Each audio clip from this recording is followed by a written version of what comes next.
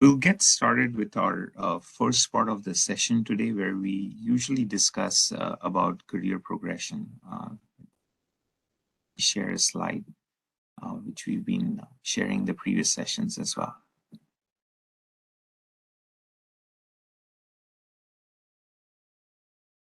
Are you all able to see my screen?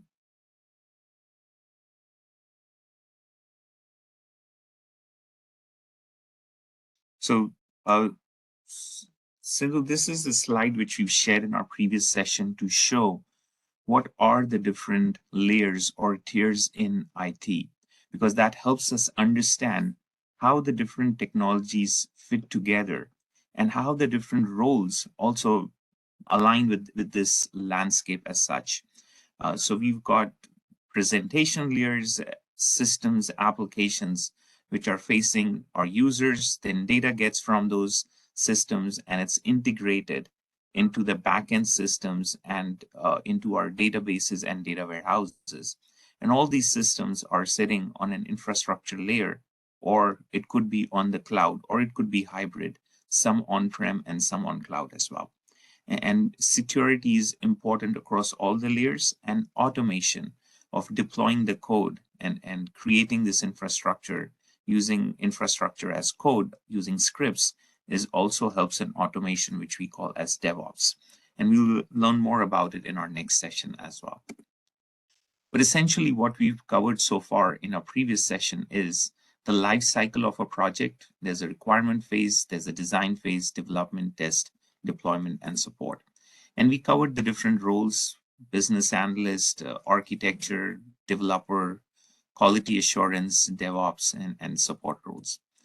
Last week, we covered about what does a project manager do. It helps the project manager is a critical role which coordinates and communicates with all these different roles across, which are assigned to a project, to make sure the project is delivered on time, within budget, and minimize and foresee any risk to the project.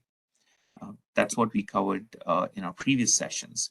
What we are going to cover today is, what does a business analyst do? And the reason we are discussing what a business analyst do is because for those who are students and joining or planning to make a career in IT, or those who are already playing one of the roles, having a good understanding of what these other roles are will help you understand how to interact with them and what their roles are. Or if you're planning to switch your career, then it just gives you a better idea. So what does a business analyst do? A business analyst is pretty much responsible for capturing requirements. And you can capture these requirements in a Word file or Excel, or nowadays for Agile, we use the Jira methodology. And essentially, the business analyst understands the business or talks with the business people assigned to the project and captures what are the business needs of the project. Uh, in a waterfall model, the deliverable which a business analyst would create is typically called a business requirement document. It could be a Word file, basically says requirement number one, the system should do X, Y, Z. And sometimes you'll identify if there are a lot of requirements, 500, 600 requirements, we cannot meet all of them in the first phase of the project. So we prioritize the requirements and we'll say this is high priority, or this requirement needs to be met in phase one, and so on. And it's essential the requirements are captured to make sure in the subsequent phases of the project, the architect is designing the solution to meet those requirements. The developer, when they are done developing and code, the testers are making sure that whatever code is being tested is according to the requirement. So the requirement says XYZ should happen, they'll validate that indeed XYZ is happening. So the documenting the requirements is very essential to the project as well, because without proper requirements, it's easy for interpretation, and it could be widely varied and subject to interpretation, and something else could be developed as well. So it's essential to capture the requirements, and business analysts do that as well. The kind of skill set needed, because you don't need to have any programming experience, it is desirable and good to have if you have any domain knowledge. So that way, you know some of the processes. For example, if in a retail company, you know how customer information is being captured, or if you know the supply chain industry, like if you know any of the ERP business processes, like how new vendors are added, how does inventory get collected, what are the business processes associated with it, or how is stock being shipped out of the warehouse management location to different distribution centers throughout the country as well. It's good to have that background so that way you can ask relevant questions to the business and saying, have you thought about this, or how does that work? Most of the time, the business analyst spends time understanding the as is, what are the existing processes, or what are the existing systems, what are those requirements, and what needs to be modified, and capturing those requirements.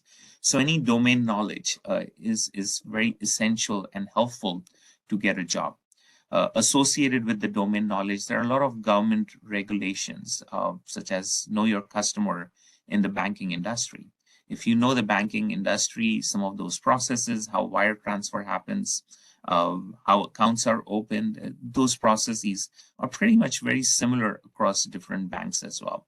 So domain knowledge would definitely give you an edge when you are giving an interview. Good communication skills are an absolute must, because you're constantly interviewing or asking or soliciting requirements, saying, how does this work? How do you do it right now? Do you think this should change when the new system is in place, or these new requirements are therein? Because the business will, if you ask them a question, they will give the answer, but they seldom will say, okay, you need to do this. And sometimes they will, but they might miss on a lot of aspects.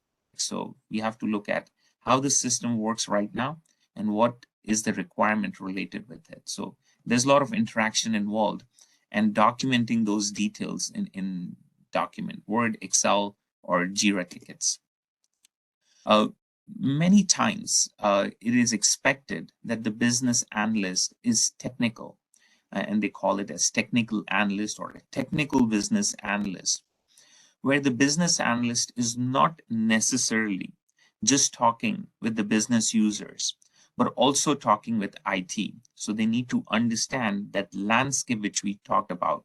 So when we say integration, they understand what does an ETL tool, right? So we looked at this diagram, and we saw we have ETL tool over here, which is responsible for bulk movement of data. If you have a batch file, which you're getting from an external vendor every day, and you have to send it to the backend system or to the database, we're going to use an ETL tool.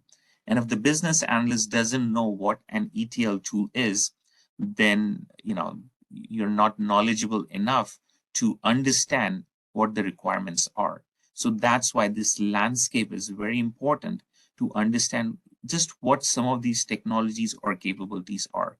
You don't have to know how an ETL tool works. You don't need to do any coding in an ETL tools, but just the mere fact that you know an ETL tool is simply used for moving files from one system to the other, right? So as long as you know some of these capabilities, that's good enough to be a better analyst as well.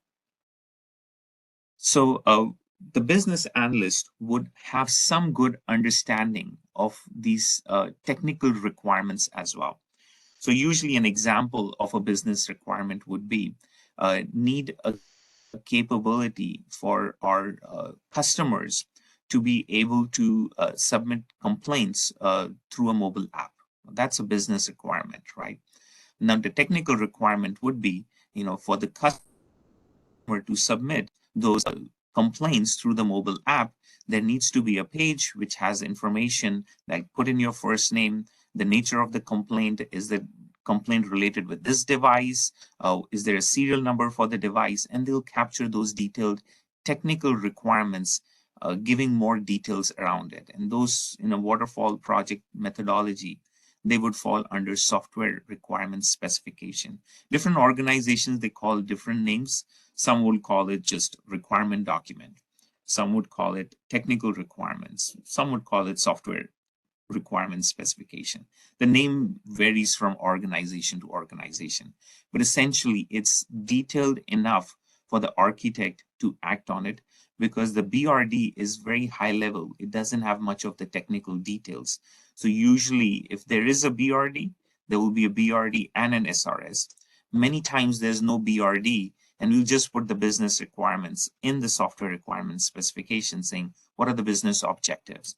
And many times those details are there in the project charter as well. In our last session, we talked about that when a project is created, there's a project charter which has the business objectives. What is this project supposed to do? How would we measure success about this project? So some of those objectives are reflected in this requirement specification and elaborated upon by the business analyst. Essentially, the business analyst should understand what needs to happen and be able to articulate that what needs to happen. The architect is responsible on how to make it happen. So requirements are saying what needs to happen. Design will say how to make it happen. Most of the times nowadays, there's a new term called a product manager or product analyst as well, but it's very similar. Product analyst is analyzing a particular product. What are the requirements associated with it? And in our subsequent sessions, we'll talk more about it. It is very essential that business analysts understand the state of the organization. They understand the business. They are inquisitive. They're curious to understand how business works, because that would help them differentiate between a good business analyst and a mediocre business analyst. One of the other important things is a business analyst not only captures what the system needs to do or the new capability should do, but they also capture what called as non-functional requirements. And an example of a non-functional requirement is that the system should be available 24/7, or the system should support up to 200 concurrent users at the same time, or the system should support transactions, 1,000 transactions in an hour. So they'll capture some requirements which are not necessarily related with, but basically saying how the system should perform when those requirements come across. So number of users, high availability, is the system supposed to be up and running all the time? Or is it okay if it's running only Monday to Friday? Or is it okay if it's down 2 hours at night for maintenance as well? So all those details need to be captured in the requirements document. Very essential details. Advanced business analyst, a senior business analyst, would also analyze the business processes, capture and draw those business processes as data flow diagrams or process flow diagrams, and then figure out where we can do process automation or process optimization. Where is a manual component, and can we replace that manual activity where a human is doing something, approving documents or so on, and can we automate that part of the process? So how to make the business process more efficient and faster and better as well. So you have to draw the process flow diagrams with a swim lane diagram, and you can use draw.io or Visio or even in PowerPoint as well. The tools are less important. There are a lot of tools like IBM, ClearCase, and many other tools, but most of the organizations, they don't spend that much money to capture the requirements. But sometimes it is important when you have a lot of dependencies where one requirement is dependent on another requirement, and you want to prioritize the requirements, and you want to make sure you understand that if you remove this requirement from scope, what are those other dependent requirements that need to be removed from the scope as well. And sometimes doing that in Excel can be very challenging as well. So there's products from IBM, such as IBM ClearCase, and many other products as well. But most of the time I find organizations don't tend to use it because of the cost. They just find doing with the Excel. A variation of what a business analyst do is business analyst is analyzing the business. Similar to those roles, there are very similar roles. An example is a data analyst. Instead of analyzing the business or the processes, a data analyst is simply analyzing the data by running SQL queries on it or doing visualization of the data using Python or doing data filtering and profiling the data. Is this good quality data? For example, I have customers, 100,000 customers. How many of those customers have phone number? 80%, 60%? What should we do to increase customers putting their phone number, right? So they're analyzing the data. How many of these customers recently purchased a product in last 1 week or in last 3 months as well? So there's a lot of data analysis to be done. And that's what a data analyst would do. Similarly, there are other analyst positions, such as an integration analyst, who's basically saying, okay, what is the data that is being integrated across systems? An external vendor or an external partner is sending files. They come through a secure file transfer. They come at 5 o'clock every day. Then this file goes to another system. An ETL tool will pick up that file and load it in a database, right? So that analyst is basically going to capture how that data is integrated. What are the specific data fields? What data comes in those files? And map that data. How does that data fit into different tables in a database as well? So we call that as data mapping, where you have source data attributes and that gets mapped to the destination data attributes. So we have what's called as source to target mapping.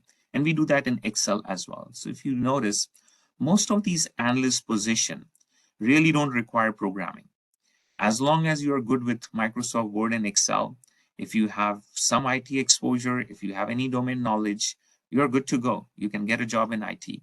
And it's fairly easy to get these jobs as well. A lot of junior positions, not a lot of experience required. So very easy, low complexity, low barrier in getting into IT. You can do an analyst job as well. With that, this session conclude our first half of the session for career management, career planning. Any questions related with that? Otherwise, we'll move to the next half of the session, which is the AWS session. Yeah, we'll share the PPT as well. Any questions so far?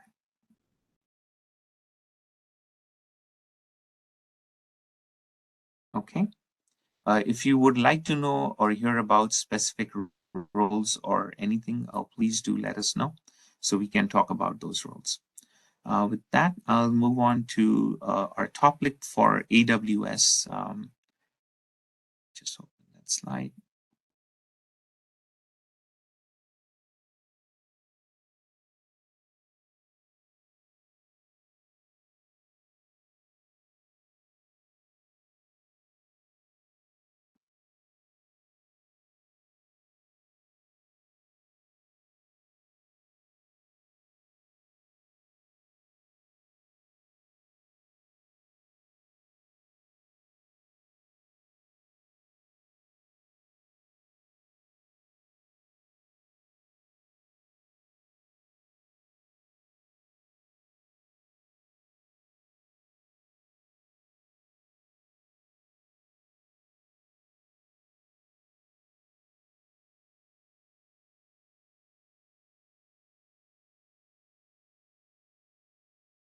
Hope you're all able to see my screen. Okay.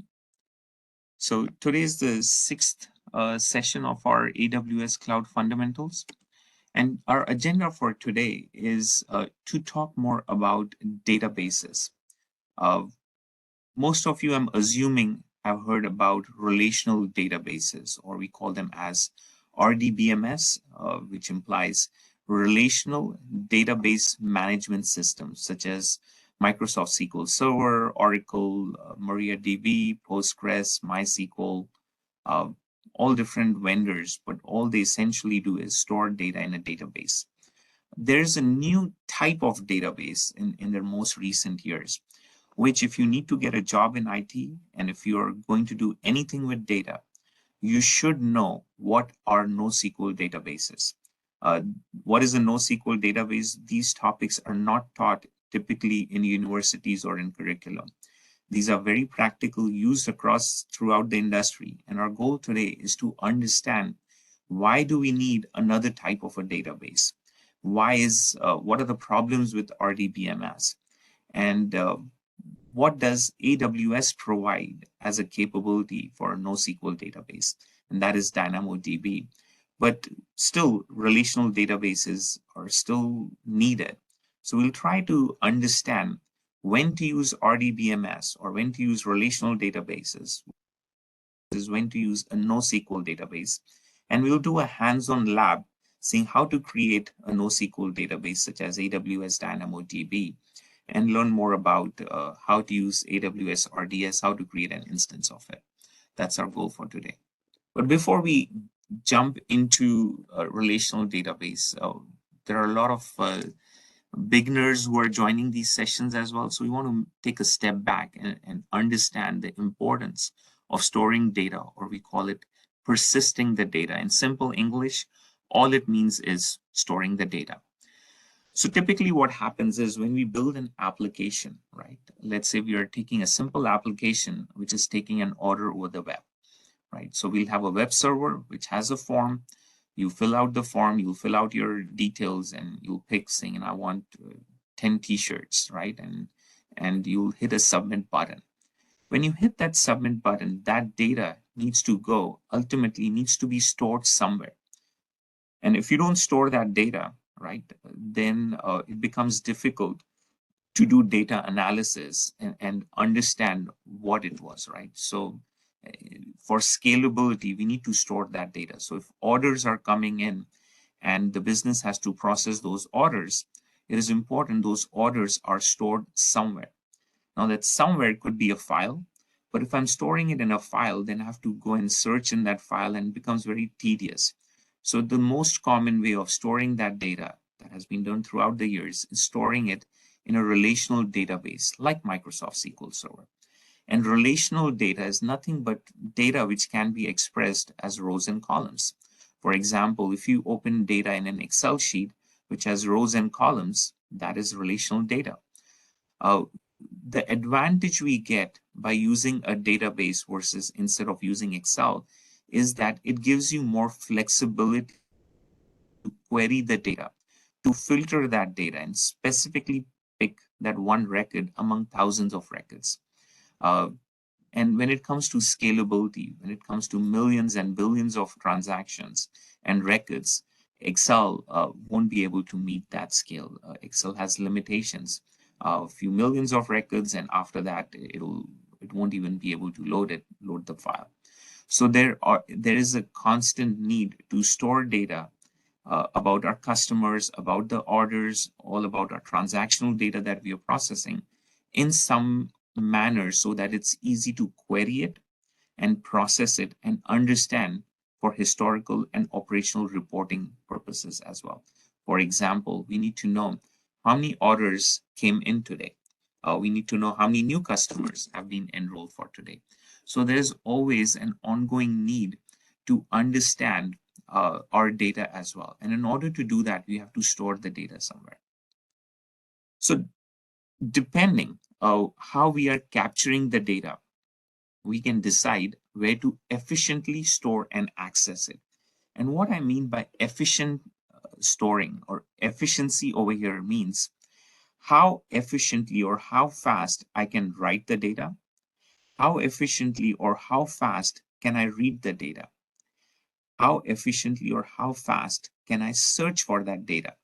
And as the size of that data becomes large, it becomes terabytes of data, these efficiencies become important. Sometimes it's important to be able to write the data quickly. Sometimes it's important to be able to read the data quickly, and quickly means within few milliseconds, irrespective how much data we have, right? If you're pulling up customer data and showing on a web page, and if it's taking anything which takes more than 200 to 300 milliseconds, you're going to see that anything which we call as real time is that before the blink of the eye, that data should be on the web page. So the blink of the eye is 200 to 300 milliseconds. If processing the data, rendering it on the web page takes more than 300 milliseconds, you will get the perception that this website is slow, right? So read efficiency is important. Many times write efficiency is equally important. For example, if you have IoT type of devices, they are generating a lot of data, high velocity data. That data needs to be persisted and written. And if you can't write it fast, then you are generating a lot faster than you can write it. You're going to lose some of that data. So in some use cases, the read efficiency is not important, but the write efficiency is important, right? For IoT data streaming, you want to write the data faster. You can read it later on. The read efficiency is less important. So there are different needs depending on the use cases as well. And you can store data in multiple formats as well. So you can have structured data. And what we mean by structured data is tabular format. It has a structure, it has rows and columns. Or you can have semi-structured data, right? Where to understand that structure of the data, you need additional information. For example, when you have XML data, you have an XML schema which says, the first data tag, it's a name, it's a string. It can repeat, it's mandatory, it's optional. So you have a schema which tells us more information about that data. So you have metadata or information about that data in a schema, which is telling us what the structure is. But the structure is separate from the data. So we call that as semi-structured data. Is there anyone who hasn't heard or seen what is JSON or what is XML?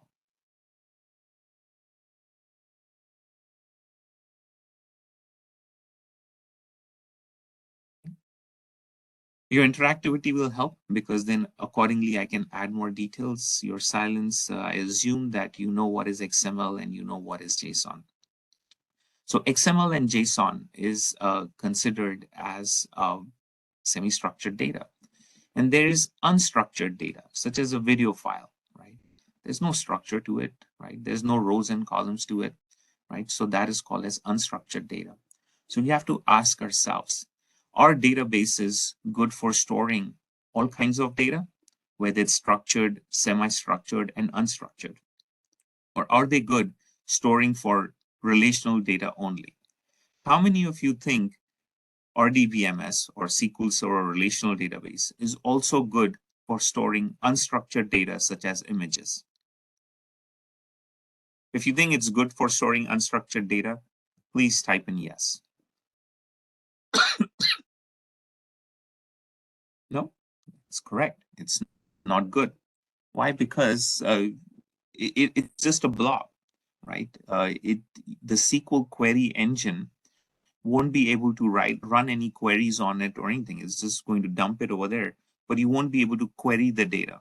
And the whole purpose why we are using a relational database was to efficiently query and search for that data. Okay. There's a question, what is JSON? So JSON is JavaScript object notation. When we are sharing data, like let's take the example, we have a website, right? We have a website which is taking an order. We are capturing all the data on that form, the first name, last name, the address details where that order needs to be shipped, and how many quantity, and so on. So we have that data. So we're building that web form, right? We store that data in, depending on how that web form is created. If you're using a C#.NET, it will store all those variables in a class or an object of a particular class. But that data is there on that web server, right? And that data needs to go to the database. So you need to be able to move that data or transmit that data from the web server where we captured all the information on the form and store it in the database. So when you want to move that data, you have to define some structure, right? You have to say, is it a flat file, right? What is that structure? So JSON is nothing but a notation, a way in which you can define what is that data that is being moved from that web server to the database.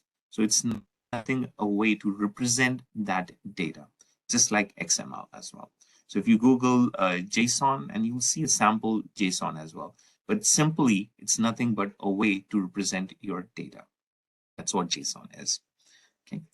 So when it comes to coming to semi-structured data, the trend is use JSON. So when you're creating APIs, right, REST API, JSON, XML, that's how the data is exchanged from one system to the other. So when data is moving from system A to system B, typically the format of that data is a JSON or an XML. So usually organizations nowadays want to preserve that format, how the request came in and what was the response sent, right? And in the past, we would convert the JSON into relational and store it in the database. But nowadays, we want to store the JSON as it is in the database.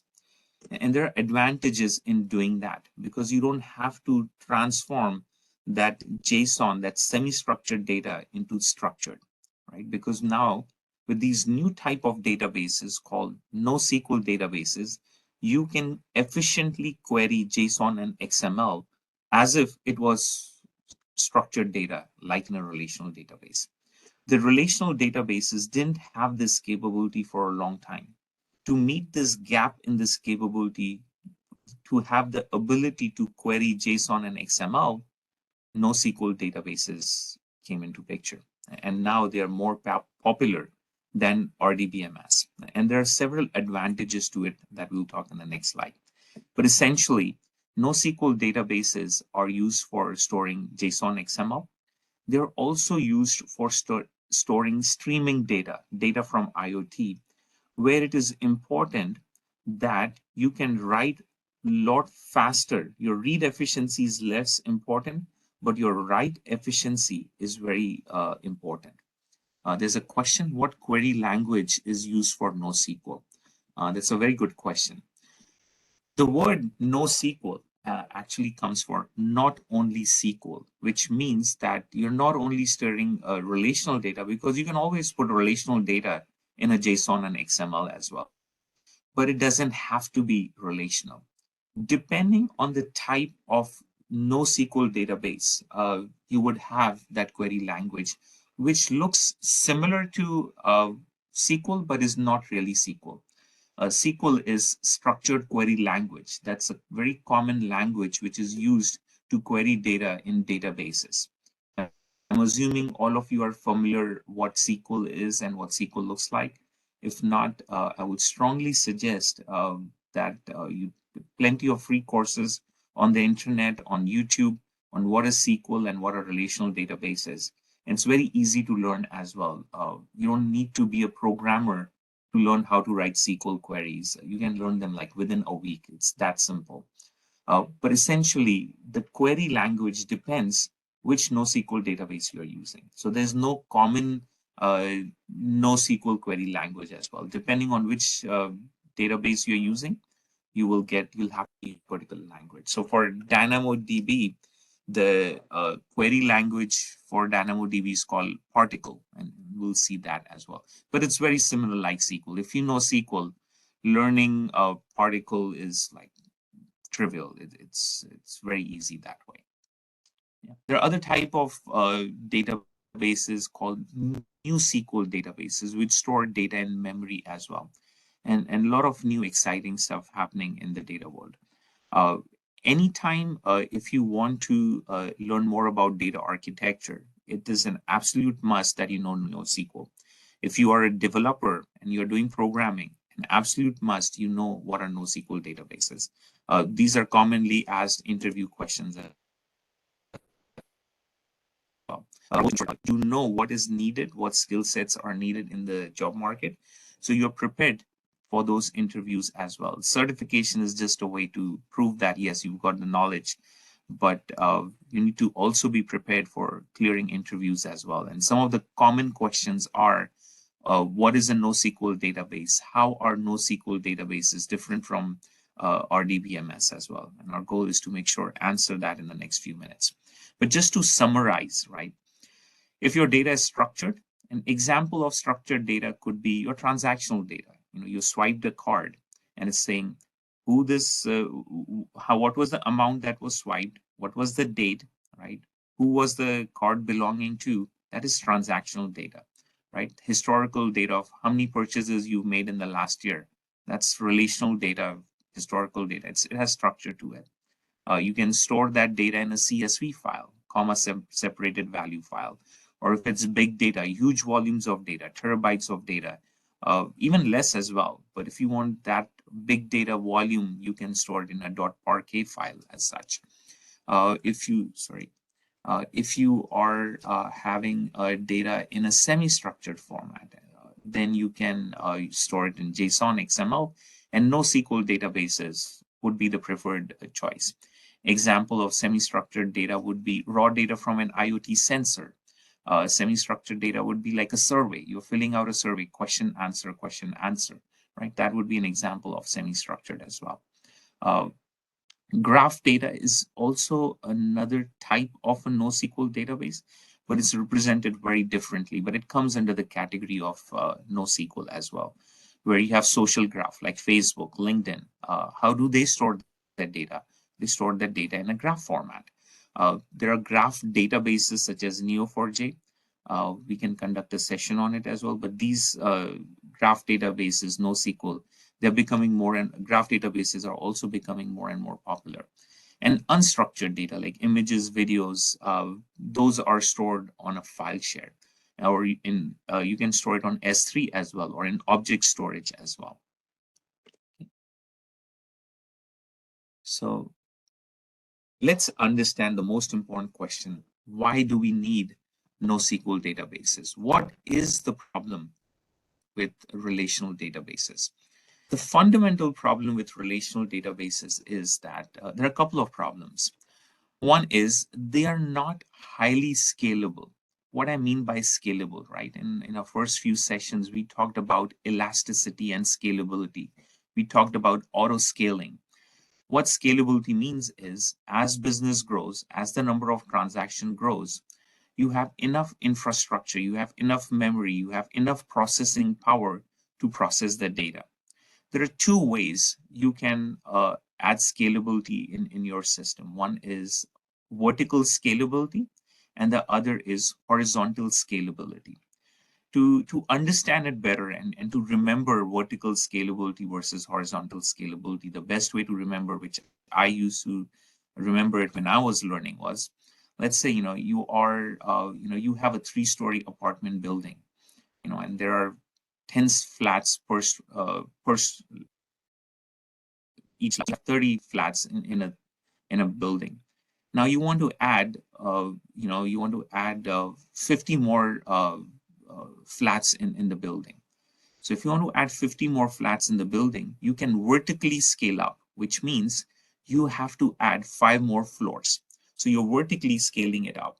What that means in the IT world is you have a server, you want to vertically scale up, which means you can add more disk, you can add more RAM to it, and that would be vertically scaling it.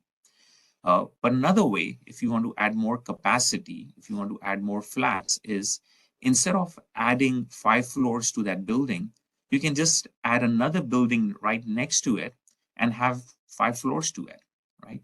That would be horizontal scaling, right? That you're not just adding more floors to that building, you're just adding a new building next to it, which has 5 floors to it, right? That is horizontal scalability. What that means is you're adding a new server, which has a lot more CPU and RAM as well, instead of upgrading that CPU and RAM as well. With vertical scalability, you have limits on how much CPU and RAM you can add. You cannot add 100 floors to a building, right? Unless you're living in Dubai or something. So there are limits on how much you can vertically scale. It depends how strong is the foundation. It depends how much CPU cores you have, how much your motherboard can handle as well. So if you want to be able to scale out, then you have to have the capability to horizontally scale. And the most common way to horizontally scale is creating a cluster. And what is a cluster? A cluster is nothing but a bunch of these servers clubbed together. And if you want horizontal scalability, you add more and more of these nodes or servers in the cluster. So that way you can get infinite scalability or infinite processing power, right? So instead of adding more floors to the building, you just keep on adding more buildings. Now, realistically, in real world, right, real estate is expensive, so vertical scaling might be more relevant. But in IT, it's better to just keep on adding more servers or more nodes in a cluster. And that's called distributed computing. Almost all IT systems, including cloud, all organizations, they are moving or they've already started moving, and some have already moved towards distributed computing. And NoSQL databases are fundamental to that. For the simple reason, relational databases are not horizontally scalable, and they have limited high availability. And what I mean by limited high availability is that SQL Server, let's say, for example, right? Can you get high availability with SQL Server? Anyone knows that answer? Can you make SQL Server highly available? Does everyone know what is high available? What does high availability mean? If yes, please type yes. If you don't know, say no. So then I'll explain what is high availability. But if you do not respond, I assume you know what is high availability. Okay. Anyone else? Okay. I'm glad you said no, because otherwise you would be thinking, I'm thinking you know it, and you won't be following it. So high availability is typically measured in a number of nines. So a system is highly available when we say it's 99.99% available. It's the number of nines which defines the high availability of a system. In simple English language, what that means is how long is your system up and running and it doesn't go down, or it's up and running, it never goes down. So if my system is highly available with 99.99999 or 11 nines, right? Most of the Amazon services, if you look at their SLAs, you'll see their durability or their availability is 11 nines, 99.99999, which means there will hardly be any time when that service is not working, because it is going to be up and running. If I'm saying my service is 99.9%, which means it's okay, it will be off for a few days in a year. Like when you try to hit a website, not working, it's down for maintenance, right? And that's unplanned, includes unplanned time as well. So if you want our system to be highly available, which means you can use it all the time, even if 300 users or 3,000 users come in, you'll be able to use it, right? Most of the time. An example of high availability is try going to the income tax office, their website, just before the deadline, and you'll see you'll get timeouts. Why? It's not scalable. If their website is highly available and scalable, you won't get those timeout issues because it's highly available, right? It's not rejecting any traffic. It's not timing out. So that's what we mean by high availability. So it's important that our databases are highly available. Yeah. Does anyone know if SQL Server, Microsoft SQL Server, or any relational databases, are they highly available?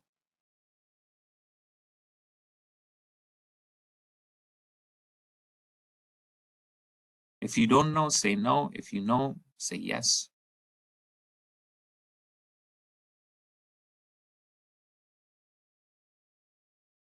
Okay.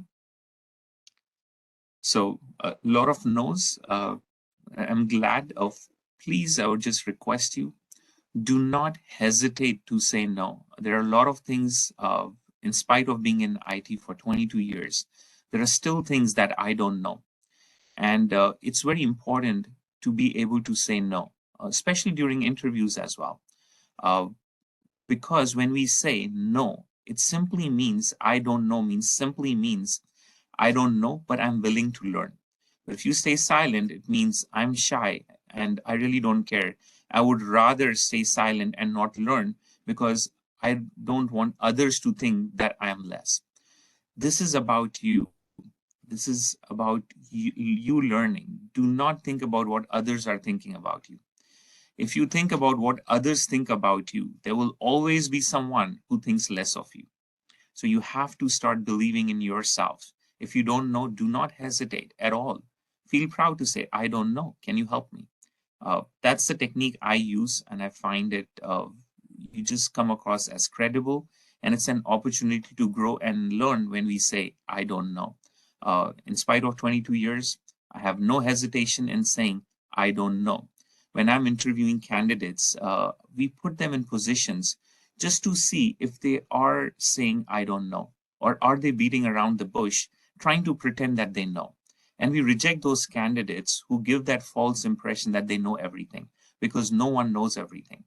So if you're trying to give that impression that you know everything and think, oh, I answered everything, even if it wasn't wrong, thinking the interviewer doesn't know it, they can easily detect that within few minutes that you're beating around the bush. So sometimes it's better, even in an interview, to perfectly okay to say, I don't know, but then just don't stop over there. The usual sentence I say is, I don't know, but I'm always willing to learn. I don't know it today, but if you ask me the same question tomorrow, I'll definitely have an answer. And that impresses the interviewer because it shows that I have the attitude to learn and I'm courageous enough to say, I don't know. So, just a technique, a tip for you. If you don't know, please do not hesitate to say, I don't know. That will make sure you're learning as well. So, coming back to the question, is SQL Server highly available? Yes, but there are limitations. So in SQL servers, there's something called as always on availability group. I won't go into the details of it, but there are problems with it. The fundamental problem with it is that when SQL Server, to make it highly available, I need at least two nodes, right? You have a master node, which has all the data, and then you have another slave node, which has the entire copy of that data which that master has, right? So you have this master slave replication, where essentially you have two nodes in the cluster. Each and every node in the cluster has an identical copy of the data in the master, in the main database. So if that main database goes down, it will switch, right? The controller will switch to the slave, which has the whole copy of that data. And that way, SQL Server is always available. But the drawback with that approach is you have to make an entire copy of that data on that other server. And if you're talking about terabytes of data, making a copy of that data constantly onto that server is going to take time. And plus, these relational databases don't have terabytes of memories.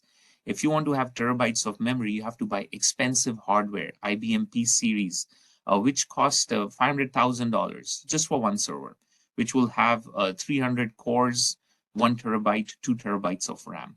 And businesses are not willing to spend that much amount of money. They would rather spend money incrementally and have horizontal scale versus spending 500,000 on a P series server, which has 2 TB of RAM, unless there's a use case for it. But most of the use cases don't warrant it. So yes, SQL Server can do high availability by making an entire copy of that data. But there's a better way to do it. And that's where NoSQL database comes in. A NoSQL database has multiple nodes in the cluster, and each node does not have the entire replica of all the data, unlike relational databases. But instead, every data that comes in, it partitions the data, or it makes multiple copies of the data. It will make, like, usually the default is 3. You get a data, it will make 3 copies of the and distribute it across 3 nodes, or 3 nodes in 3 servers in the cluster. So even if you have 10 nodes in a cluster, it will just make 3 copies of the data and randomly distribute it on the nodes in the cluster. And a cluster is nothing but a collection of node, and each node is work. So that way, what happens is if one node goes down, you have data on 2 other servers. If the second one goes down, you have it on the third as well. So there's enough redundancy. But the key advantage you get with NoSQL databases by distributing the data across multiple nodes in the cluster is horizontal scalability, which means you can store terabytes of data in your cluster. And you get native high availability because of the architecture, how NoSQL databases are built. That is the reason. If you want to expose your data as a service through APIs, you want to make sure your database is always up and running. Your website is always up and running. It's highly scalable. Your website never goes down. Because if your website goes down and you're selling something over the internet, for the time duration it was going down, the customer could not make a purchase and the customer may not come back. So you lost that business, right? Apple has that problem sometimes as well. They launch a new product, there's so much traffic that their website is not able to handle it, and customers, they get upset. They're saying, well, I'm buying an Android now. And that does happen. So it's important that you have scalable databases, highly available databases, and NoSQL databases solve that problem by distributing the data in your cluster, and that is called distributed computing. Yeah. So RDBMS do not provide horizontal scalability, but they do provide vertical scalability. They provide limited availability. I say limited because there's a limit on how much data you can make highly available. And there are a few other problems as well, right? When you have one of the most common ways when we store data in relational databases is commonly by normalizing the data. Has everyone heard what is normalization of data?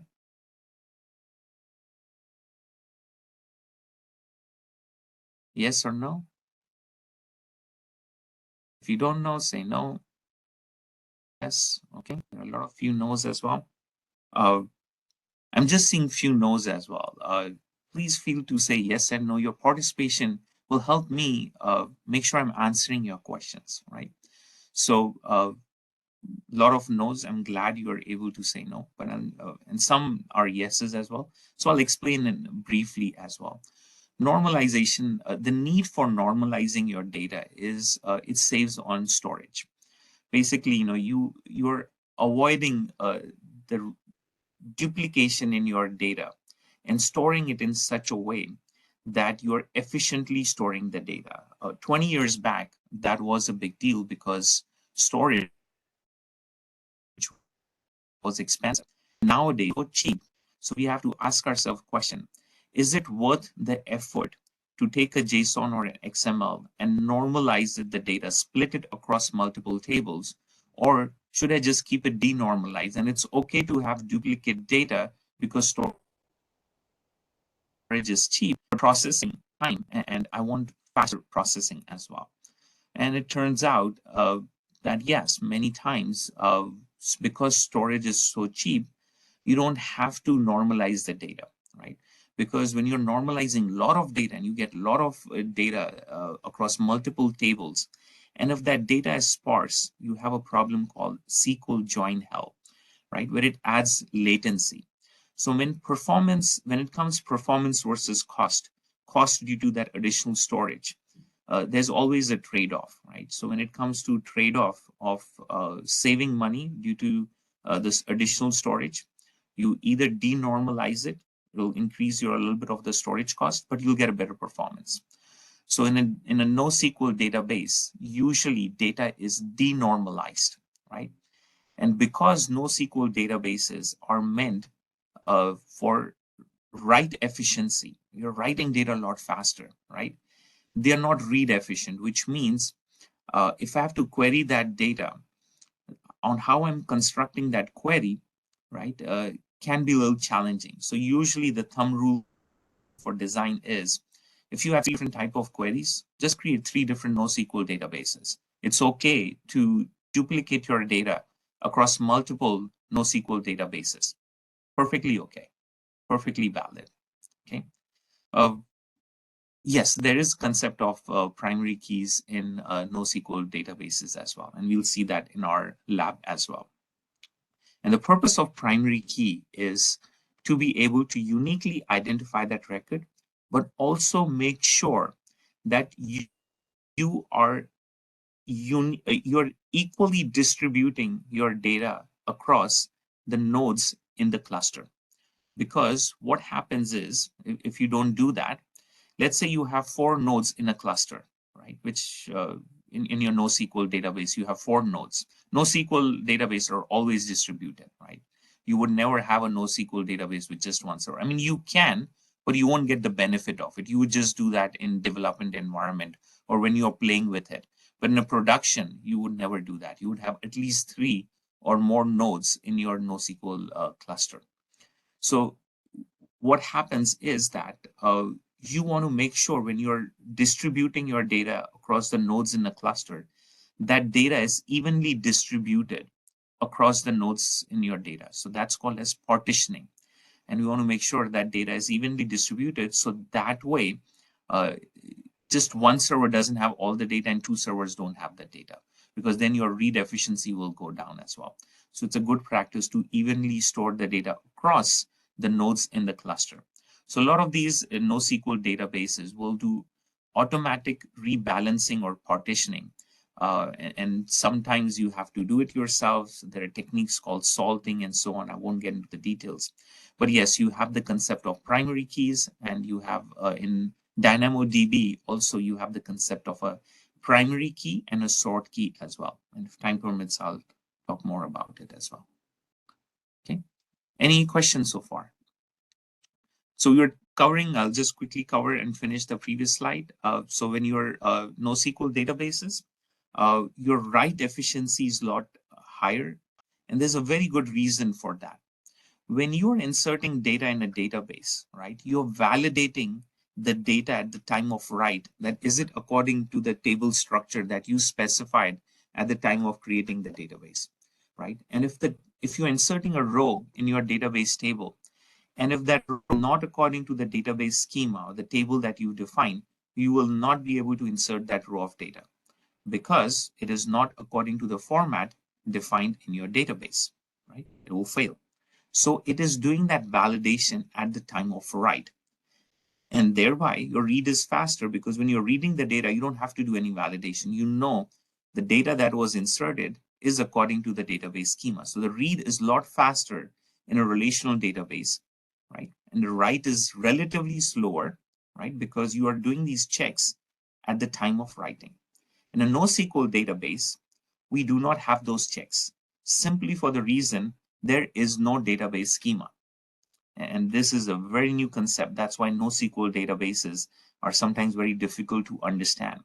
There is no database schema which says you have a table with 10 rows, with 10 columns, and these are the name of the columns. And I'll show you in the lab.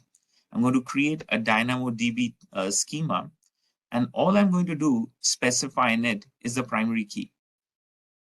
I'm not even going to specify how many columns and what it is. I assume that when I'm inserting it, I know what I'm inserting in it, but I'm not even specifying the number of columns.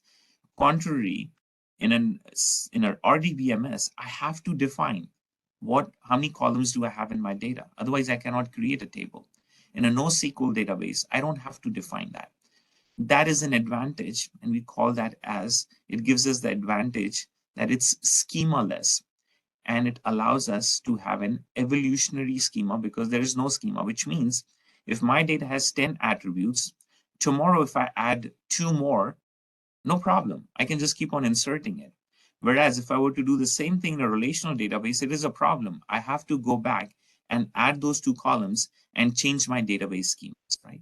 So those are some of the problems in a relational database. Because you're defining that schema, you have a logical data model, you're normalizing it, and your physical data model looks different from a logical data model. And a graph database doesn't have that problem. So there are a lot of different reasons where NoSQL databases are better than RDBMS as well. Any questions so far?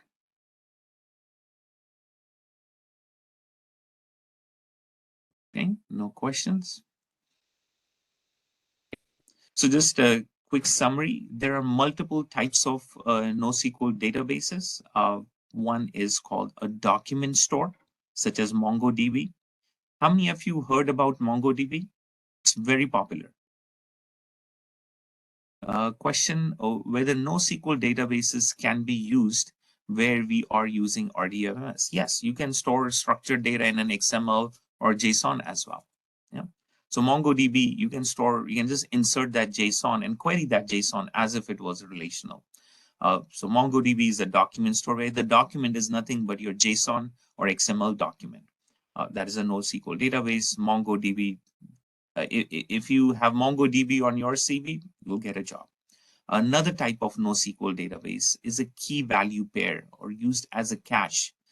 For those who've worked with front end or ASP.NET, you heard about sticky sessions where we saw load balancing, right? I have traffic, I have to send it to server A, I'm sending it to server 1, server 2, server 3. But then I need to remember which one went to server 1, server 2, or 3. And we have what's called as a sticky session. So if we need to have distributed cache, then the best way to store that is in a key value pair. Redis is a good example for it. Question, how do we maintain relationship if required? Well, it is assumed, right, that you know what the relationship is, but you don't have to maintain it in the database. So if you're inserting an XML in a NoSQL database, you have the XML schema, but that XML schema resides outside, right? And you can change that structure as well. So it gives you that flexibility, that relationship, or that, I wouldn't call that relationship, wouldn't be the right word. I would call that structure, right? That structure of that data is defined in an XML schema, or you can have a JSON schema as well.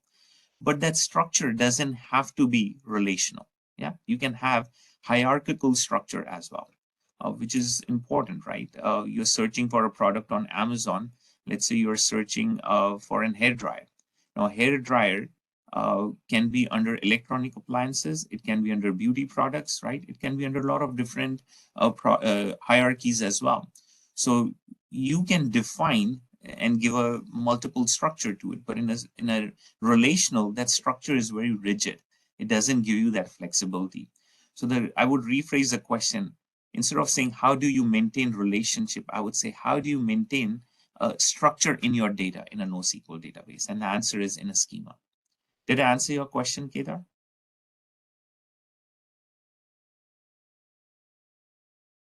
Silence is acceptance. I assume yes. Okay, thank you. Okay.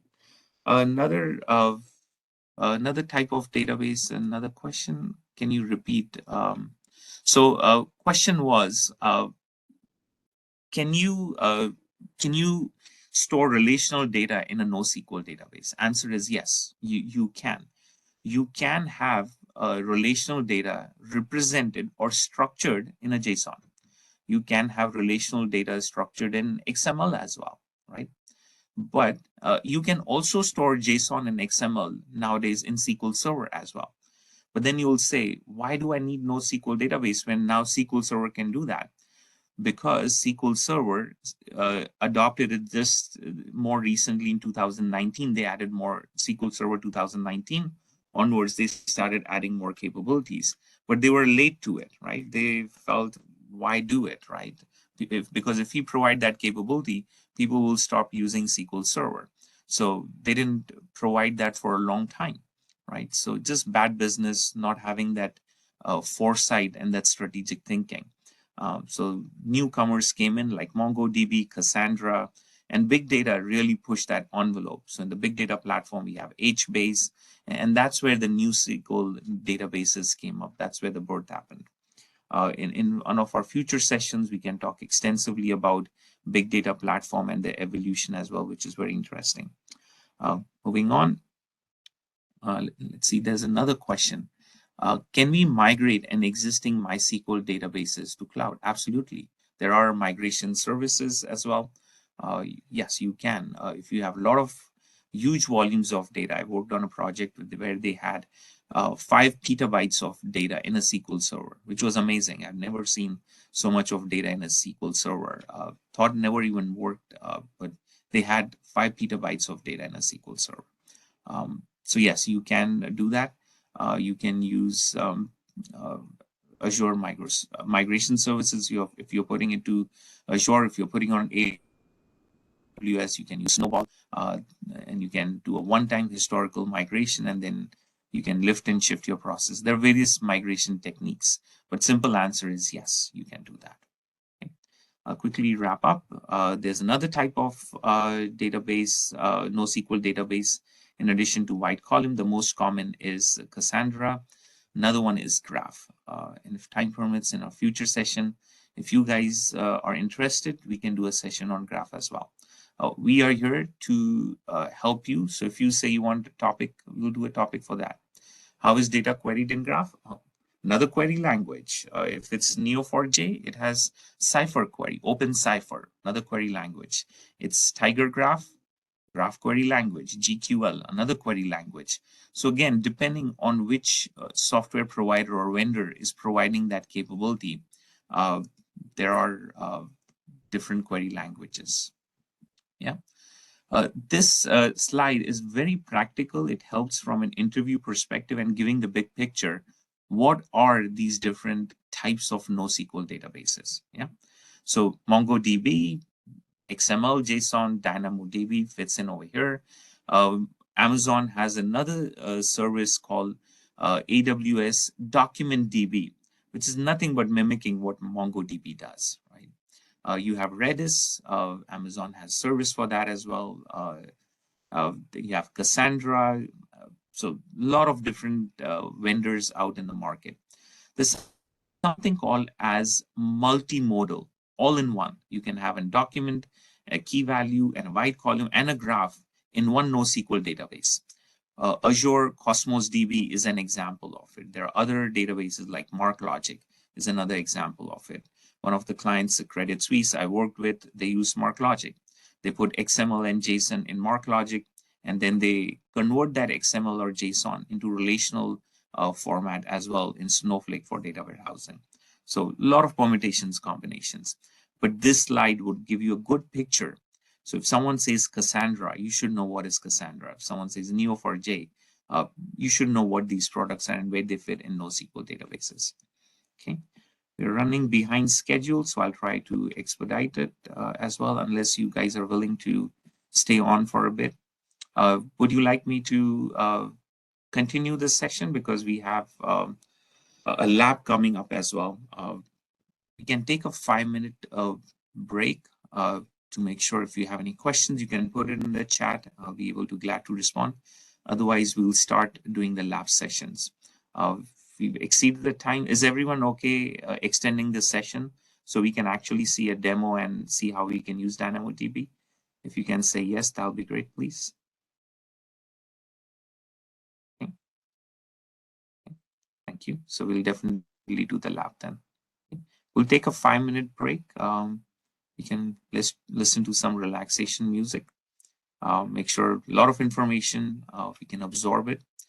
Please feel free to ask questions. Do not hesitate to ask questions. You can post them on the chat as well. You can post them. A very good question. What I have found, what is rewarding is breadth versus depth. If you know a little bit about some of these databases, like what is Cassandra, what is Neo4j, that is more than enough instead of being an expert in one. It's always good to be an expert in one, but given the limited time we have, if you have to choose, I would always go for breadth versus depth. If you know what is NoSQL, what is Cassandra, what is MongoDB, what is Redis, that's good enough. You don't have to know all of them. But if you know one of them, that is good because the concepts are very similar. For lab, do we need AWS console? No, today we'll just use the AWS web console. We're not going to use CLI. But you can always, whatever that can be done through AWS web console or through the AWS website, you can do all of it through CLI, because if you need to automate any of it, you can do through CLI as well. But for today, to keep it simple, we'll do it through the AWS web console or through their website. Yeah. Let's see, and there's another question. If the one known gets outdated, then we are in a soup. Well, if you are in IT, I would say definitely keep 10% of your time for updating yourself, because if you don't update yourself, right, then yes, you're in a soup. So some time needs to be spent knowing what are the upcoming technology, what's happening, listening to webinars, listening to AWS reInvent, right? Microsoft has a lot of things. Uh, but the specific question was, do we need to know one in depth? It's good, but if I have a trade-off, if I have to choose because I have limited time, knowing what are the different type of NoSQL databases and knowing the fundamental concepts, why NoSQL database versus RDBMS, knowing the answer to that question is more important rather than knowing how to write a query in MongoDB, right? Because those fundamentals are here to stay. Being able to answer why writes are faster in NoSQL than RDBMS, right? If you know that answer, you'll get through an interview, right? But if you are a specialist who just knows MongoDB, then the number of jobs is less as well. So I usually prefer knowing a little bit of everything. And the way to have that balance and knowing a little bit of everything is just watch a webinar. A 30-minute webinar on how MongoDB works, what MongoDB does is good enough. And if you get in the job and if you have to use it at your job, yeah, then get into the depth of it. But the company is paying for it. You're doing it at their expense, not at your expense. Right? So it's always a balance. Breadth first, then depth. That's the thumb rule that I use. So if everyone is okay, we'll take a 5-minute break so our mind is relaxed. We absorb everything, and then we'll do the lab sessions and we'll see some of these practical concepts. Thank you.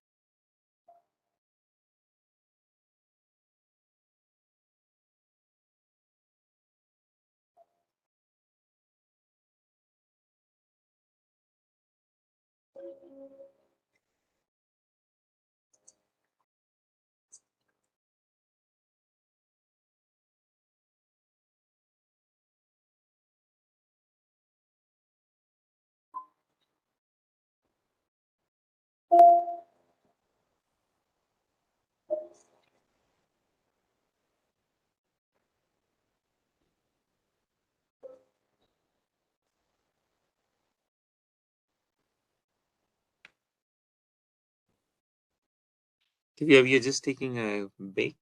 We'll get started in 2 minutes.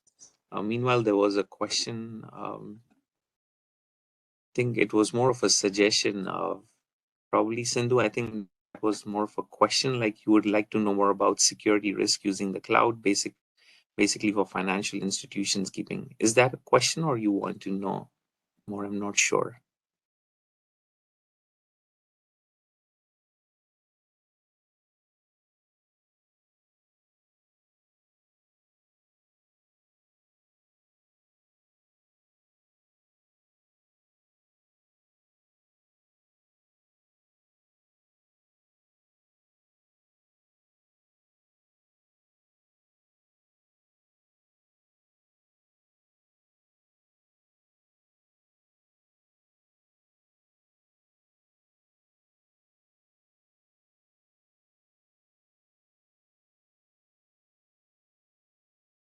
Yeah, sure. Now that you mentioned, we'll do one session on data security. That's a very important topic. All of you should know uh, what questions are asked related with data security, how to secure data, and we can cover a session, dedicated session on security as such.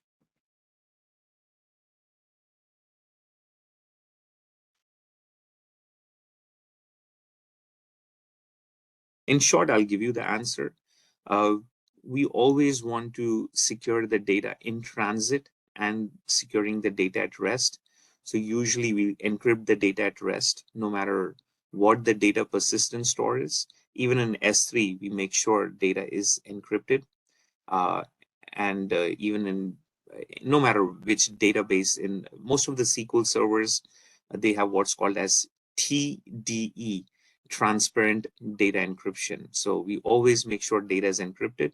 So even if your database server is compromised, uh, the malicious hacker or the user won't be able to use your encrypted data. It's not too difficult. Well, most of the time, depends. If you're using AES 256, it is still. I wouldn't say nothing is impossible. The day quantum computing is launched, then yeah, it's very easy. There'll be no such thing as encryption the way we know it once quantum computing comes in, because it can crack it within seconds. But the standard technique right now is encrypt your data using AES 256, using 2048 bits at least to the key. The longer the key, the difficult it gets. It's always no one technique that is foolproof that you can say, oh, just do one thing and you'll be good. No, there are we call it as defense in depth. There are multiple things that you have to do to secure the data. Data encryption is one of those.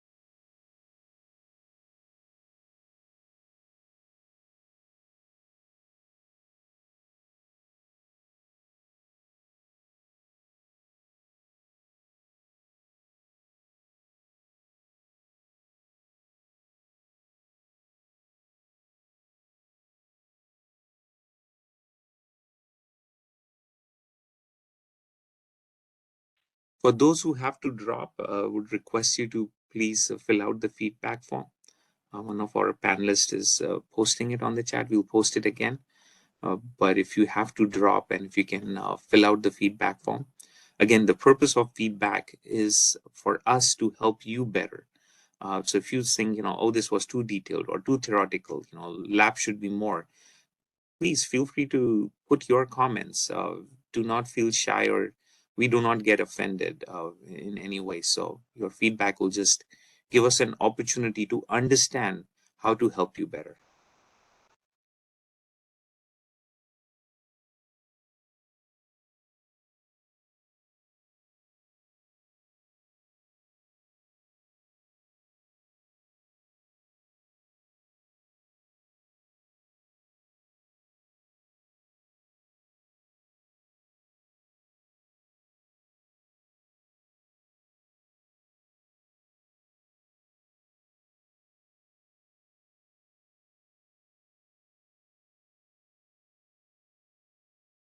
Okay, if everyone is okay, can we get started with the lab session now?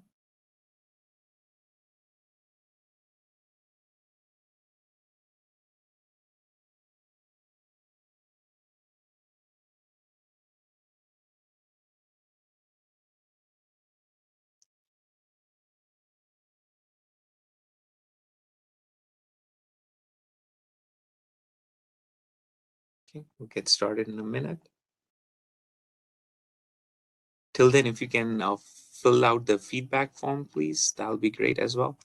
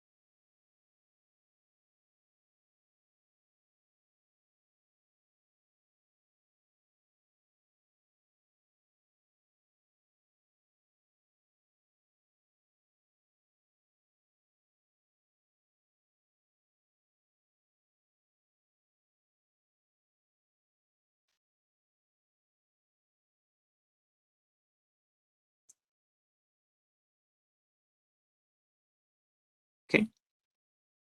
So we'll do with our lab. We'll start with DynamoDB. RDS is the relational database service. That's easy, so I'm not going to spend much time on it. All of you know SQL, and if you don't know SQL, I think we can just do on show you how to create RDS, but focus more DynamoDB, the apply that in practical and see how it works. So if you want to just see, what capabilities Amazon offers, if you click on services, and then you can go on databases. Are you able to all see my screen?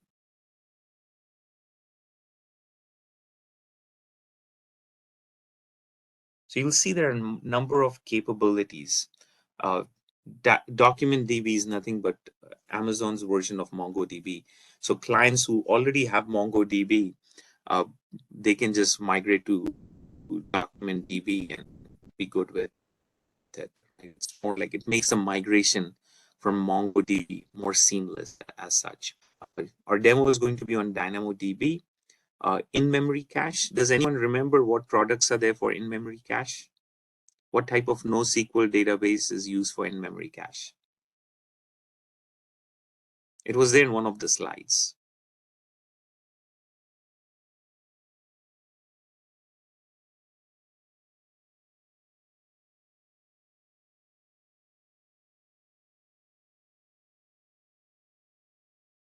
Okay. Redis, it was Redis which was there. Key spaces. Does anyone remember what is Cassandra?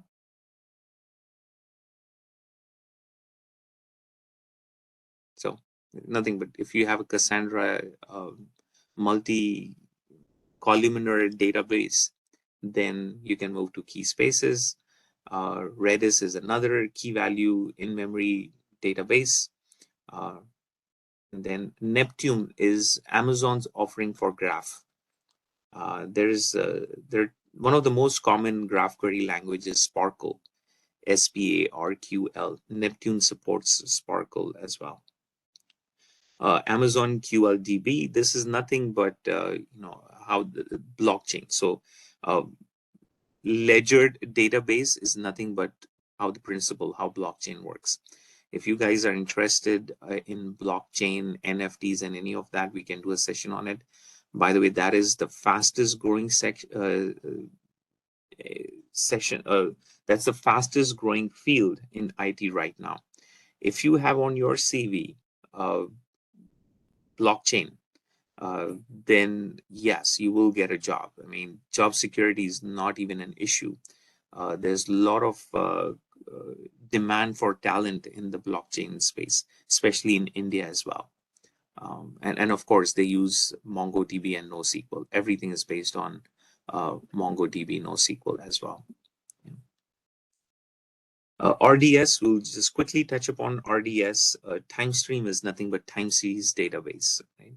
Stock value, if you want to store how the stock value is changing second by second, or if you have IoT data and you want to store that, you need a time series database, which is type of another NoSQL database. Amazon has capability for it. So this basically, when you click on database, you'll see all these different capabilities. Today, we are going to focus on DynamoDB.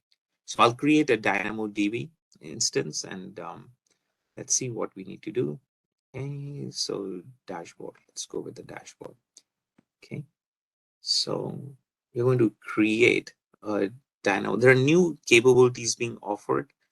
DAX is relatively new, but don't worry about it. All we need to do about learn today is how to create a DynamoDB table. So I'm going to click on create. You can do all of it, by the way, through CLI as well. So we're going to say, thank you, Suryakant. If you can fill out the feedback form, that would be great. So I'm going to call my table name. I'm going to call it as DB customer. There was a question asked of, there is no schema. Please pay attention. There is no schema over here, right? But I do have to define the partition key. Is that puzzling in a way? It was puzzling to me when I first used it, right? And I had a question in my mind. There's no schema, but there's a partition key.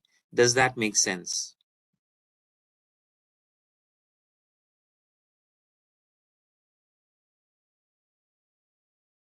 I assume yes, it makes sense to everyone.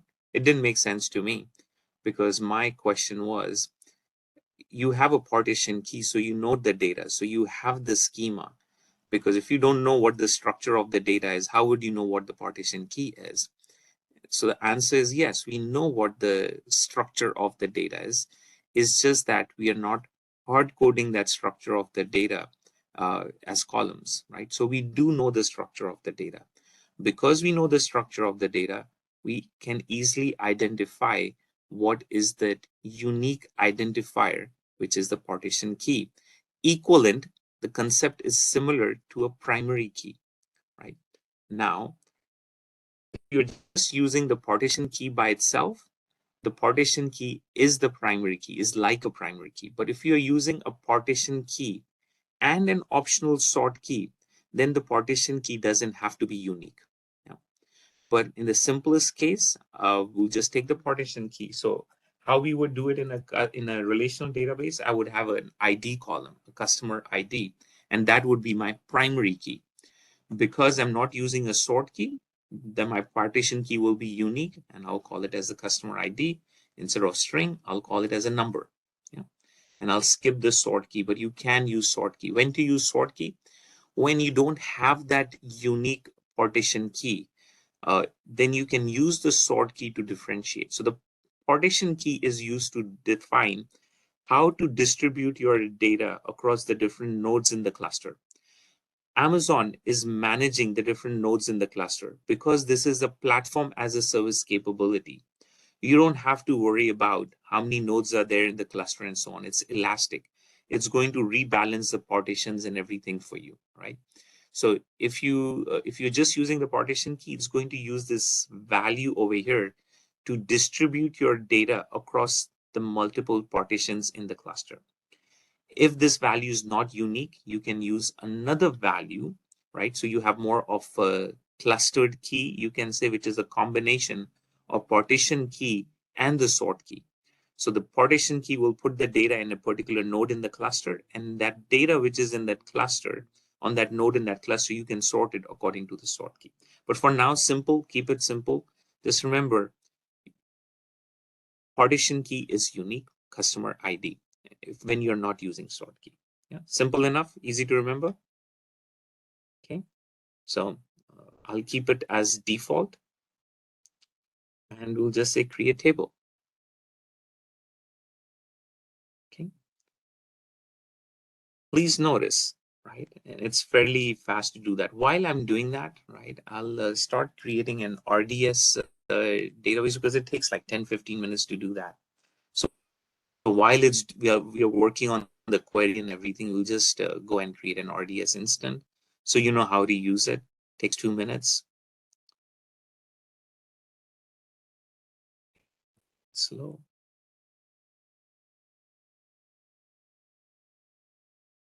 Okay. So I'm just going to say RDS is relational database service. I'm going to click on create database.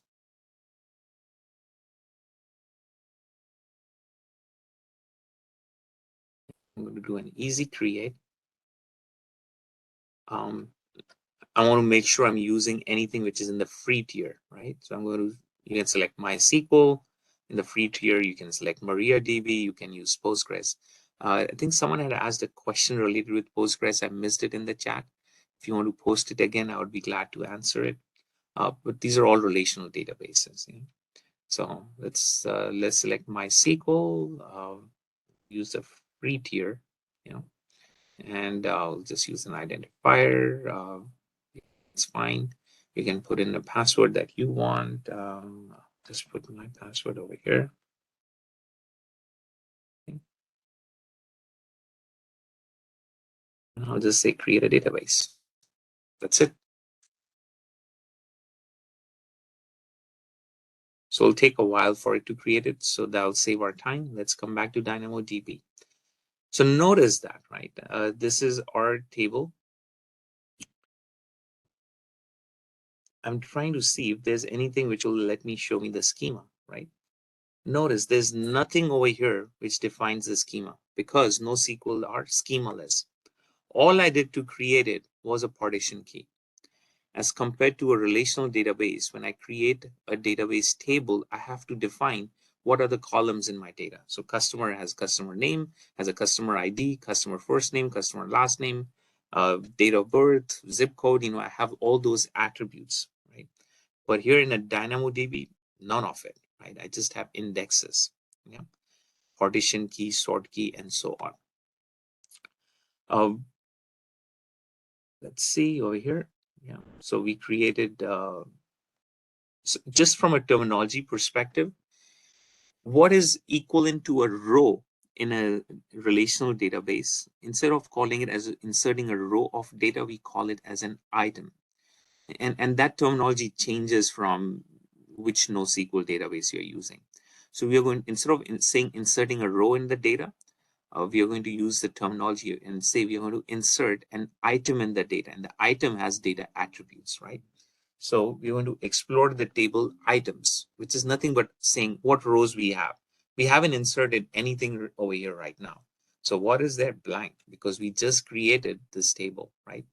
Now, there was a question. What query language does DynamoDB use? Does anyone remember the answer?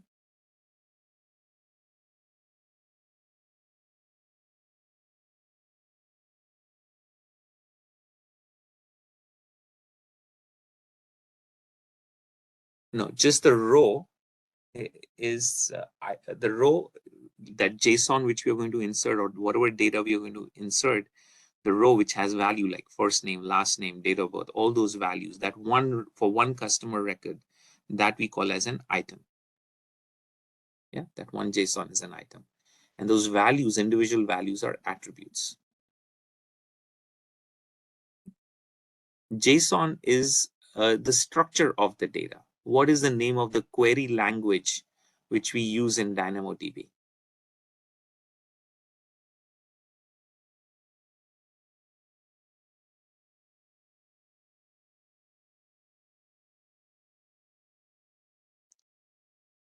It's right on your screen. Okay? We're going to use that query language called RTQL. Yeah, that's correct. It's like SQL. Okay. So I'm just going to add a query. And first, the first thing we need to do is we need to insert a record in it, right? Because there's nothing over there right now, right? So I need to write a query so I can insert a record in it. So see what we can do to insert the record.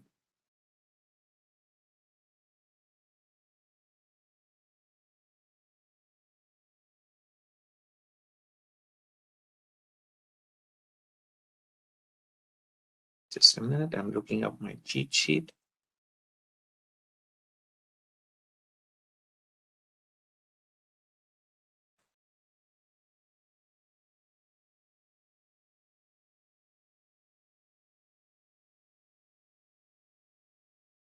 Yeah, so this is my cheat sheet. I'm just going to pull it up from my cheat sheet and I'm going to cut and paste it.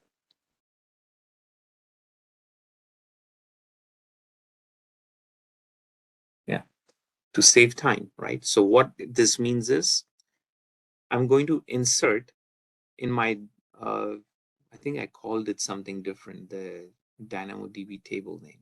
So I think I called different. So I have to make sure the name of the table matches. So I called it DB customer, right? So when I'm putting it over here, it needs to be DB customer.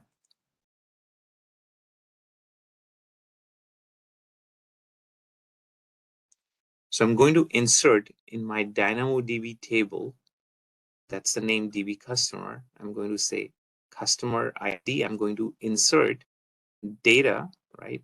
And it's in integers, so I can just say 1, 2, 3, 4, or I can just say 1, 2, whatever it is, right? Oops. I'm just going to put a number over here.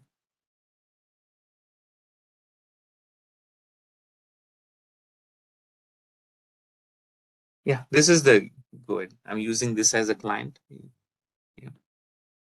So I'm going to insert 1 as my customer ID. I'm going to put user 1 test, and I'm just going to put a date of birth and a country.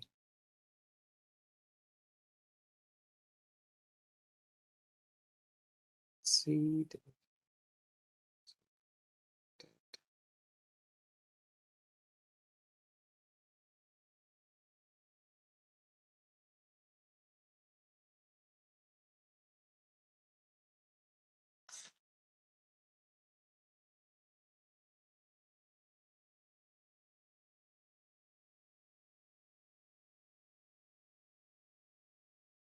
Okay, let me see. Insert into. Oh, this is an old one. Okay, no problem. We'll just type it. So let's do it again from scratch. Takes more time, but that's okay. So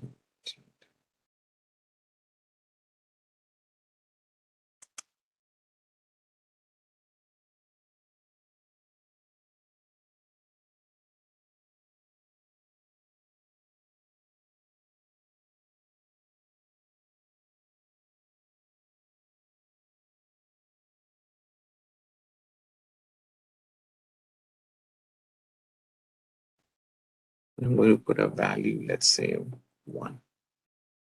Then I'm going to put another value in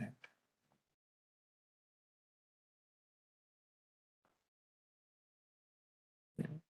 Say user 1.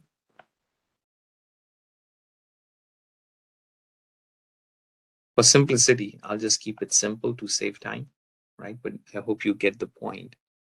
And then we'll just close it over here. And because this is evolutionary, I can just keep on adding more to it later on as well.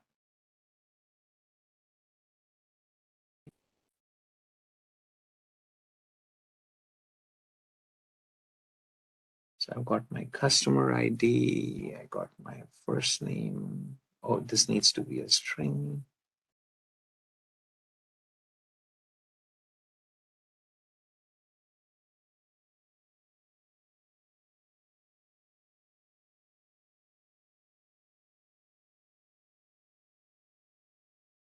What's this thing?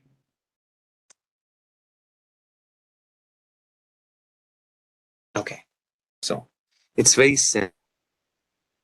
Some NoSQL databases, they will want double quotes, some want single quotes.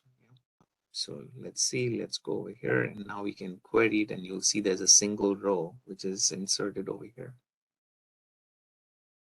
Just select all. Let's see what else do we need to do. Just do a select all. So just like in SQL, we'll do select all. Okay. Select all, select star from DB customer. What's the name?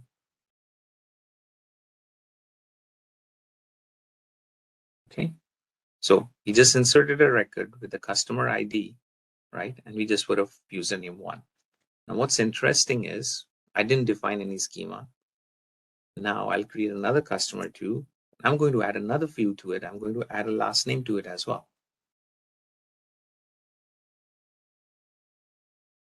You see how flexible it is? And that flexibility is in business because you want to dynamically change your web form. You want to add another field over there. In the past, if we had to do that, it would be a problem because your database administrator has to make a change in that schema. He's always worried and afraid that he's changing something in production and would break something, and that needs testing as well, right? So there's always that risk of breaking things. This way, it's dynamic, it's evolutionary. I can keep on adding more. Yeah. So set another record. This time I'm going to add last name to it as well. Yeah, we'll query it again, see what it shows.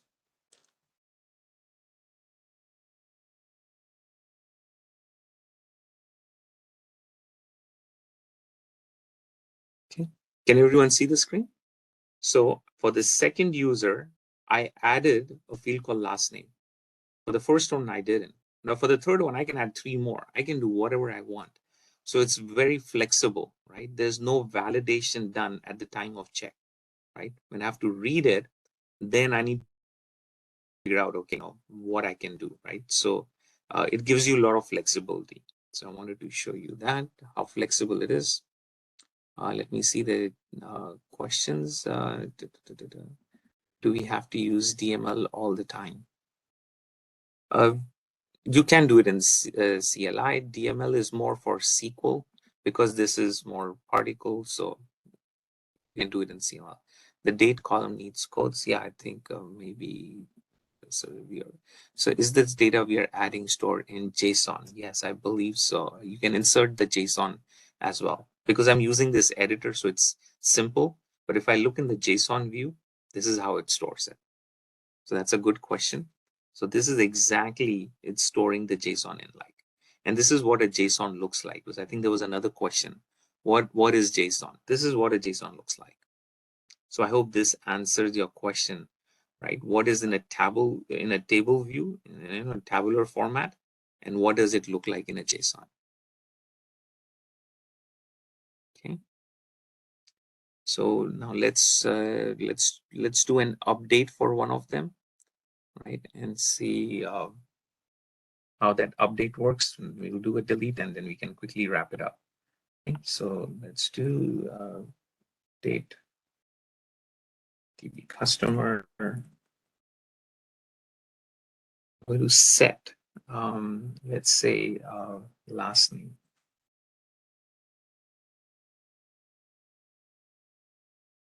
I'm going to set the last name equal to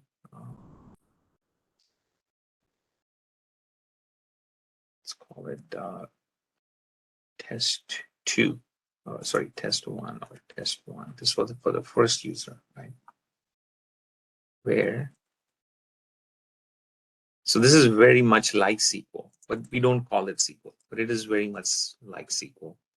Where customer ID, the quotes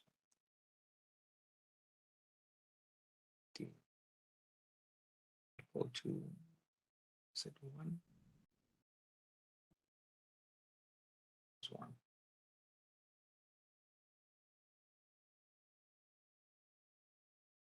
Okay, so date customer set last name test 1 set.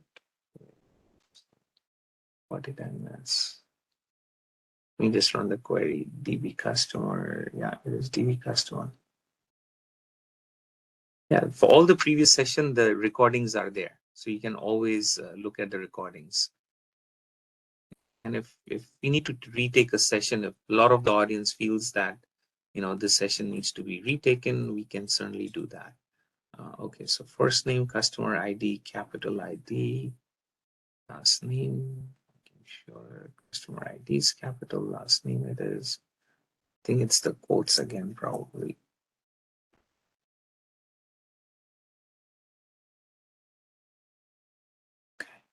have to check what it is.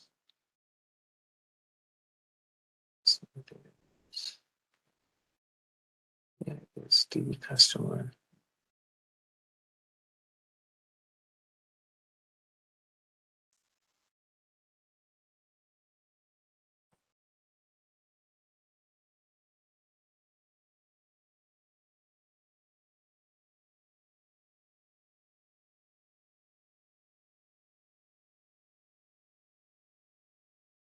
Okay, let's see. When we inserted it, we had a last name and we had a test. So let's name test. Through and where customer ID is equal to. So we'll say update DB customer, set the value. So this is my database table name. This is my attribute. Yeah, this is my attribute.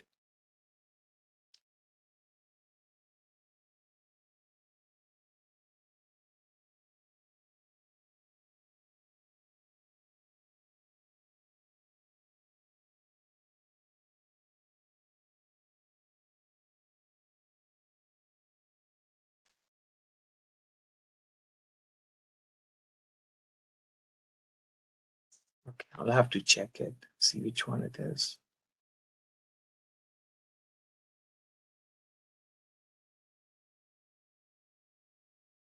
Okay, yeah, my apologies. I'll have to test it and see which one it is. Just playing with it right now. This should looks right to me.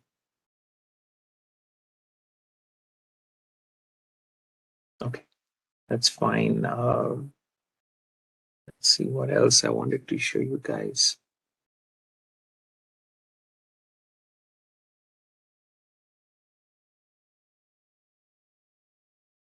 I think that was pretty much it. So just take bothering me why it's not working. Let me think for a minute. I have the update, I have the table name. I'm setting the attribute value. The condition is whatever it is. So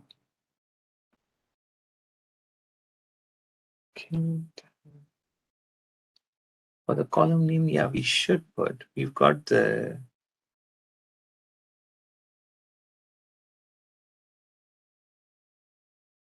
yeah, we did put the apostrophe for the column name.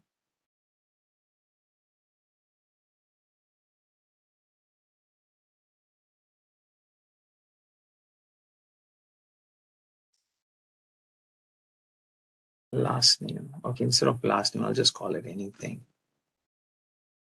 Some name. It doesn't matter.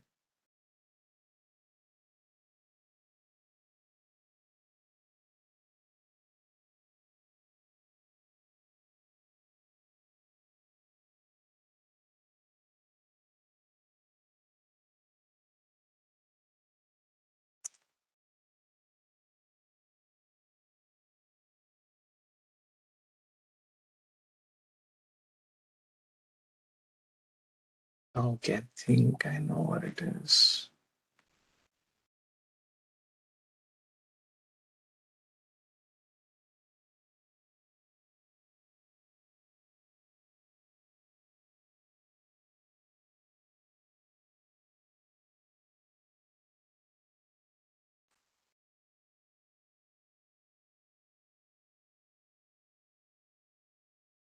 Okay, just take this.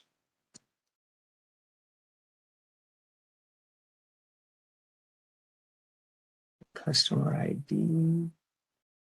Customer ID is equal to 2. Its name is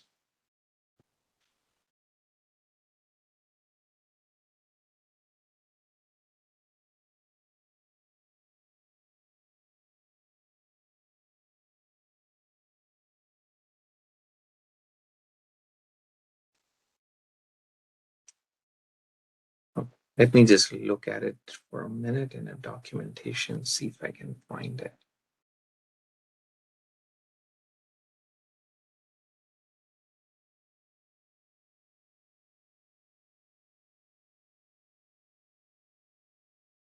Partition.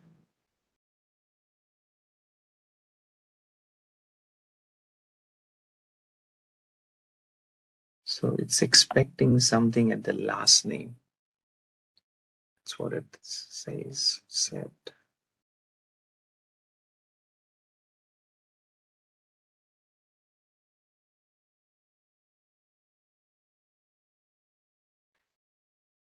I'll have to check. I can send out the query which works on the WhatsApp. So I don't want to waste your time. I apologize for that. Meanwhile, any questions? We can wrap up our session for today. Or while I'm answering any questions, I can see if I can fix it as well.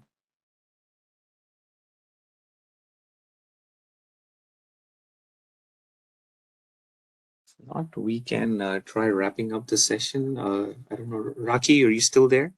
We can have a session with another technique, a mind relaxation technique, and then we should be good.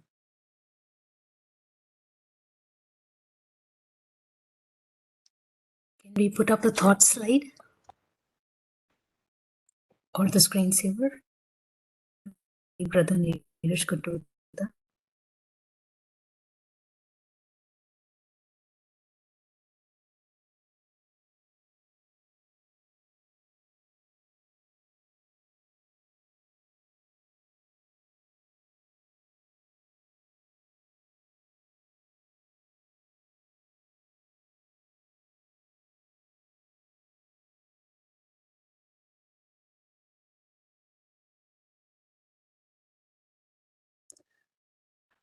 Let's sit back and relax.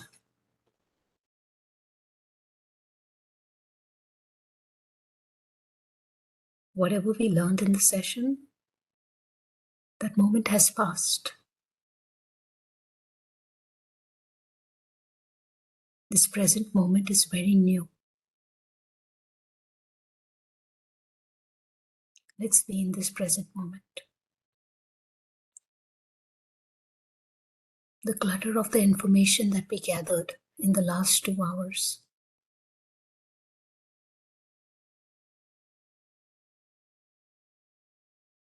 let that be at a distance from us. It has passed.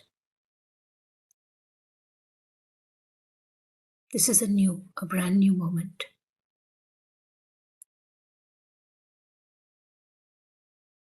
This is a very important skill.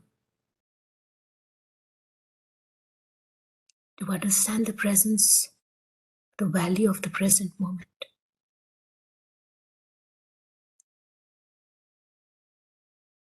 And the burden and weight of the past moments that we carry in the present moment. Just like science has the law of inertia,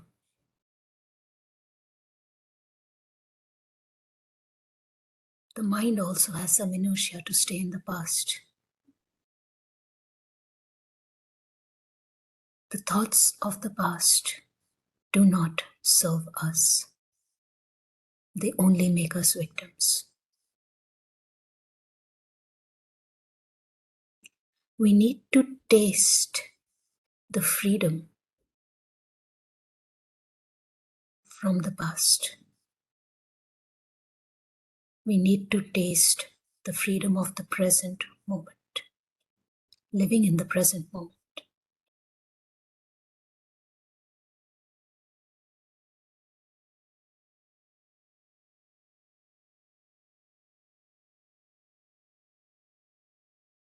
Just one question we ask ourselves.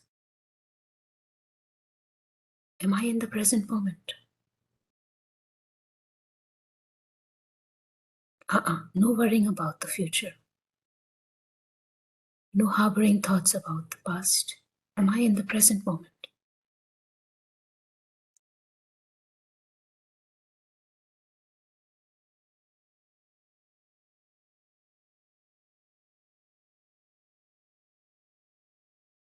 This is the real me. The one standing in the present moment.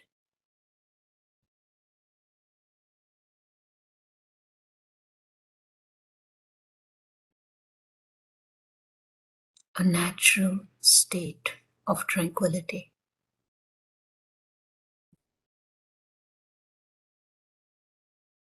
Just relaxed and free. Free from the bondages of the past. Free from any bondages we are creating with the future.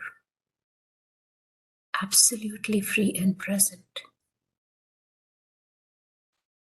Is there anyone, absolutely anyone, that feels they are in bondage at this present moment?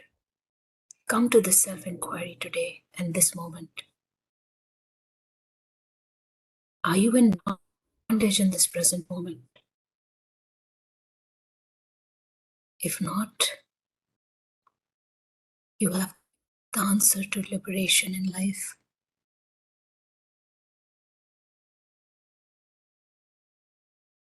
You have just realized the true self, the free self.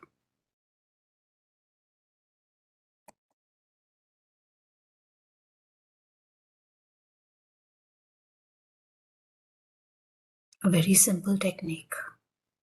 Reconnect with the self. A very powerful message. Liberation in life. Thank you.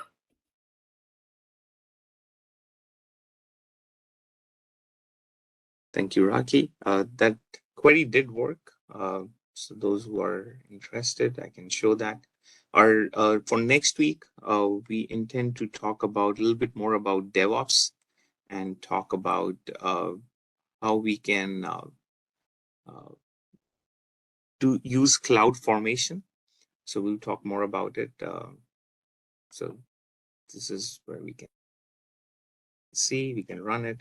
It actually does an update. So we changed the last name to some value. So that query did run through. So I think it was just something minor. We probably didn't have to put the quotes over here. It just needed that attribute column name over here, but not the code.